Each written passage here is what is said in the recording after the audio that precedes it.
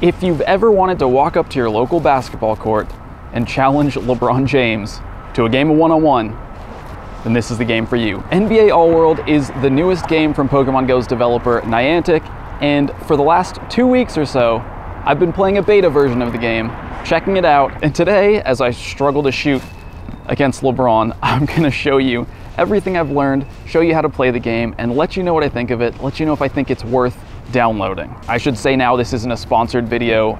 I just got access to the beta. I'm a basketball fan, so I thought it would be interesting. I figured I'd try it out. Here's what I've learned in the last 2 weeks. How to lose to LeBron. So if you've ever played any of Niantic's other games, this is gonna look really familiar. The game board is a stylized map of the world, and all over there are points of interest that you actually have to travel to interact with. And since I normally play Pokemon Go on this channel, I'll probably make a lot of comparisons to Pokemon Go. So, like Pokestops, you have to walk up to the POIs, open them up, and then you can, hey, I got a Pels Pass. And then you can swipe to collect items from the point of interest. I don't know what they're actually called in this game. There's a handful of different items that you can collect from the points of interest. So the first one that I got here is an arena pass. You need these to compete in tournaments. Then there's two types of gear. There's the shirt, which gives you shirts or pants, which actually improve your stats on your players. And then there's the sunglasses, which are more cosmetic. It gives you things like glasses, hats, stuff that actually doesn't improve your stats. Then you have XP, which is gonna give you XP boosts. Think of them like rare candies in Pokemon Go. They're gonna level up your players. You have the balls, which gives you just a different type of ball. It's another cosmetic thing. I haven't actually found any ball that changes your player's stats. This little lightning arrow is for boosts. Boosts are temporary power-ups that you can give to your players to improve their stats for about 24 hours. The coin is for cred. Cred is like the in-game currency that you need to use to wager it when you play one-on-one, and then you win more cred as a result. And then there's cash. Cash is like the Pokecoins. It's the currency that you can actually buy with money, that you buy items from the shop. But you can also get it for free by just traveling around to different stops. There's one more type of stop which gives you star tokens, which are another kind of currency that you need to use for certain other actions in the game. And then the last type of stop that you're gonna find is energy boosts. Every player has an energy level. As you play games with them, their energy is gonna go down, and then you have to replenish it using energy boosts. Now, unlike Pokemon Go, these points of interest all have a type, so you're always gonna get the same kind of item from the same point of interest. So this one right here that I just interacted with will always be an arena pass. This one right here with the shirt is always gonna be some kind of gear. So I'm getting a Golden State Warriors shirt today. And then the cooldown time for all of these is different. So you can see there's 45 minutes left until I can spin that one again. Whereas the arena pass here, 23 hours until I can get another item from it. And then another thing that I noticed really quickly is that the type of item that you get seems to be really closely correlated with what the actual point of interest is. So you can see all these energy boosts over here are actually restaurants. King's Fish House, it's giving an energy boost. George's Greek Cafe gives an energy boost. Across the street, Bobo Kitchen gives an energy boost. And then if we look towards the Pike outlets over here, these are a lot of retail stores, a lot of clothing stores, and they're giving, well, gear, clothes. The Gap, it gives clothes. Hot Topic, you can get a shirt there. Probably not a emo band shirt, but a shirt. Sunglass Hut, can you believe it? Glasses. Right across the street here, the Wells Fargo Bank gives all world cash. The main idea of the game, the whole point really, is to recruit basketball players to play for your team. And in order to do that, you actually have to travel around and find them, sort of like wild Pokemon. So as a Pelicans fan, currently my active player is Zion Williamson. And players are all gonna have different stats, different positions, different skills, basically. So you can go in and look at your player's stats on offense. It breaks down to ball handling, perimeter shooting, mid-range, and dunk power. On defense, you have general defense, blocking, and stealing. And then in fitness, you have strength, speed, and stamina. And those stats are kind of gonna influence the way that you use a certain player, the way that you play with a certain player when you're playing one-on-one. Below that, you have energy and experience. So as you play games with players, they'll gain experience, you can level up. And then also as you play games, they're gonna lose energy, and you have to use items like energy boosts to recover that energy. Besides leveling up, there are other ways to increase your player's stats. So if we check out boosts here at the top, you can see there's gear boosts, warm up, and power up. Gear boosts are from the clothes you're wearing. So my team uniform is basically this Lunar New Year shirt because it gives the most stats. Shirts, pants, and shoes are gonna give boosts to your player's stats. So you can see most of these are just +1, some are +3. I'm wearing the Lunar New Year shirt because it's +4 to offense, defense, and fitness. And then for sneakers, everyone's rocking the Payless clown shoes because it gives, for some reason, +6 offense, +12 defense, +18 fitness. They're my best shoes, even though they're some of the ugliest. Under boosts, you also have power-ups, which are items you can find that give temporary 24-hour boosts. So I'm gonna apply some offense boosts since we're gonna be playing some games with Zion, up to a max of +40. For defense, we'll give 3 of them for a max of +30. Fitness, same thing, +30, and that's gonna last for the entire day. And then the last boost is from playing your warm-up games. So up in the top corner, you have this green feet icon, and as you walk games to give stat boosts to all your players. Playing one-on-one like this is basically the meat of the game. You're playing basketball. The goal is pretty simple. It's score 3 points before your opponent. In this case, I'm going up against Jamal Murray. I'm on offense first. So on offense, the controls are simple. Swipe or tap in different directions to move. Swipes will move in big bursts of movement. Oh, I shook my defender. Let me just run to the rim. Once you lose your defender, if you just swipe up, forward, you're gonna run in and dunk. On defense, it's really simple. It's just like the modern NBA. You kind of don't have to do anything. Your player's defense stat is really gonna determine how good they are at defense. The only thing you need to do is either try to steal the ball or try to block when they go up for a shot. So back on offense, you can tap to jab step, try to lose your man that way. And then when you feel like you're open for a shot, you can, and he still got the points for it. So it's kind of annoying, but hopefully that's something that's going to be fixed in the official release. So back on offense, you can really just pull up at any point and shoot if you feel like you're open.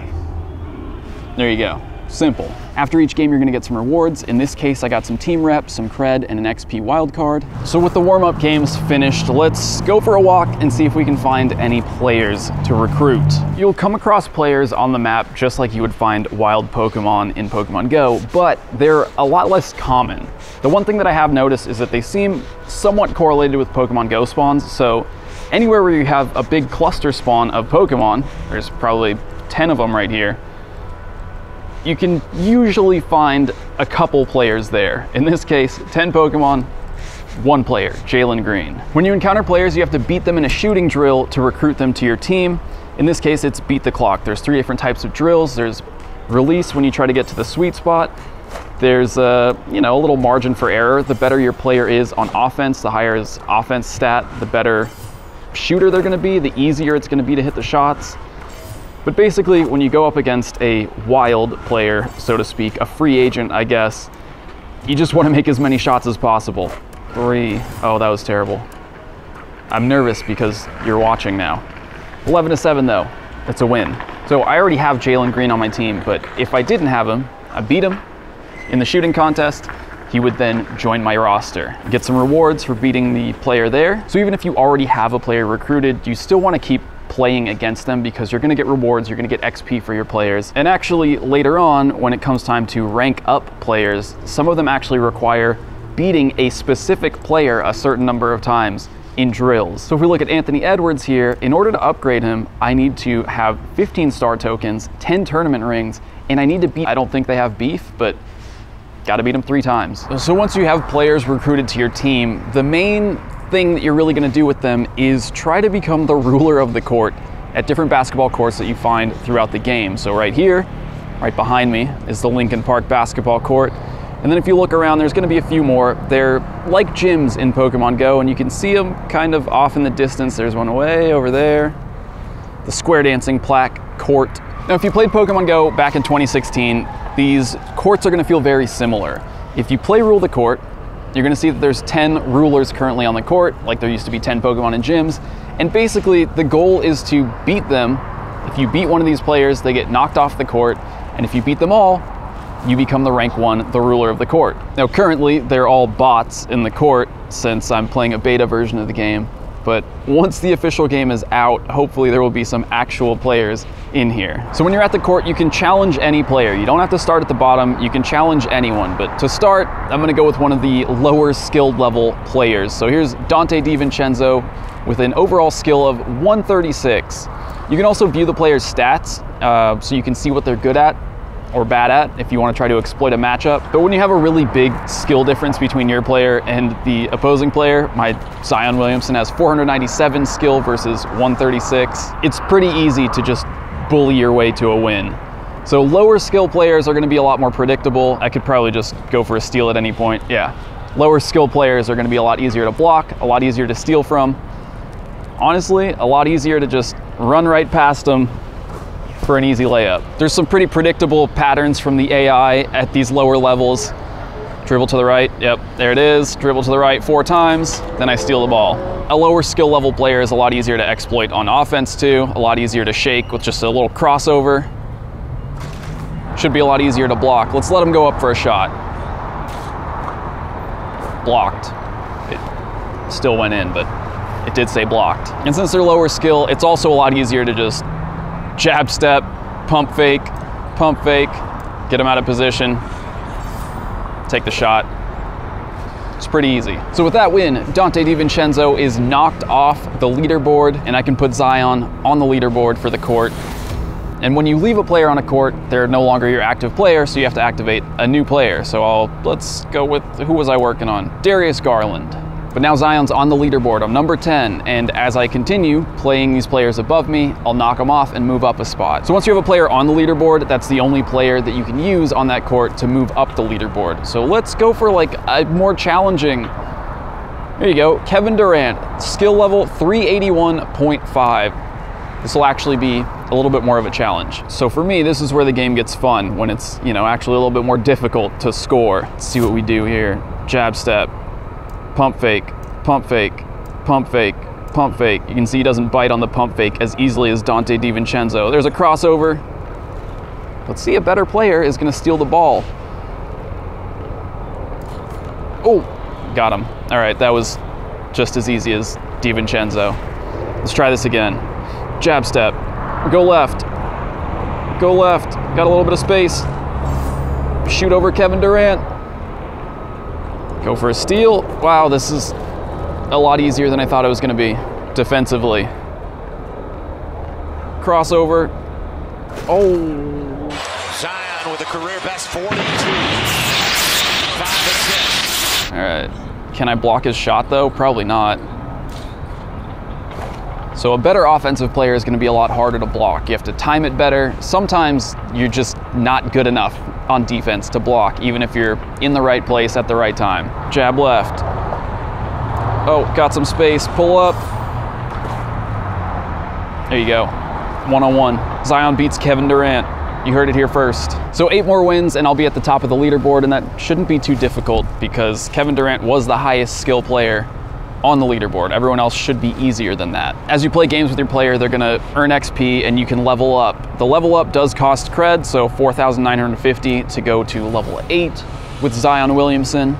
That's gonna increase his skills, offense, defense. And then when you get a player to level 10, you can rank them up. So we looked at Anthony Edwards earlier. I don't have enough tournament rings. I don't have enough Alec Burks drill wins. What about Pascal Siakam? What do I need? I have the Rui Hachimura drill wins. I need the tournament rings. So to get tournament rings, you're gonna compete in tournaments, and you can do this from anywhere, which is why we're back home, because it's cold outside. Tournaments change pretty regularly. They run for a set amount of time. You can see this one at the Target Center, ends in 14 hours, and the tournaments have different entry requirements. So if we look at this one at Crypto.com Arena, Staples Center, team levels 5 through 9. My team is too high of a level to compete in that. Rookies only, can't compete in that one. But this one, Wells Fargo Center, team level 10 to 17. I can enter that one. The cost to enter, 21,000 cred. Tournaments have different player requirements. So for this one, bring 3 shooting guards for this round robin. Shooting guards only. So because of those different requirements, you do kind of have to level up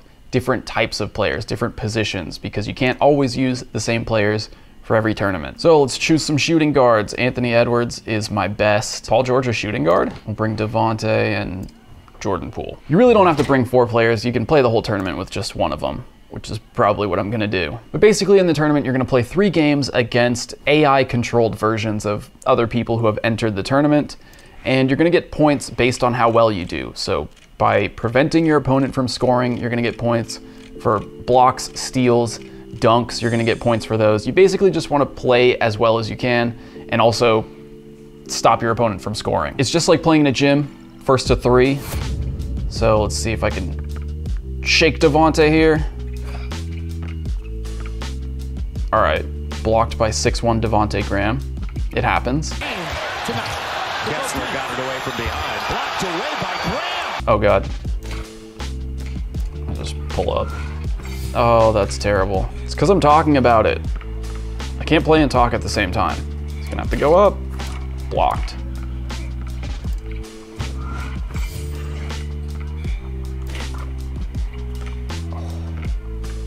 There you go, pump fake. Oh, come on, dude. No way.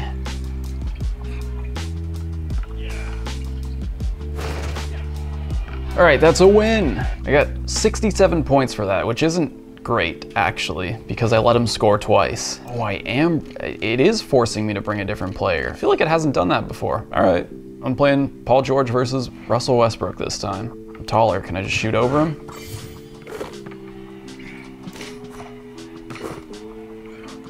There we go, pump fake. Oh God.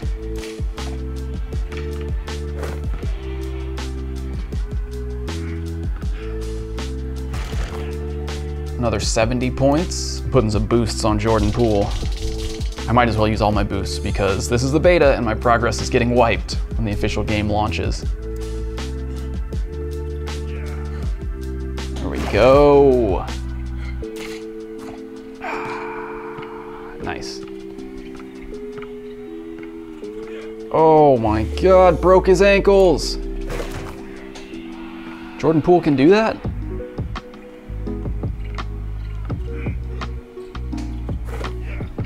$80 points, that's better. I get a tournament ring for that. So that's how you earn tournament rings, playing in tournaments. They are part of the prizes. And there's my final standings in the tournament. HG Trotters, the Harlem Globetrotters, 247 points. Who is this guy?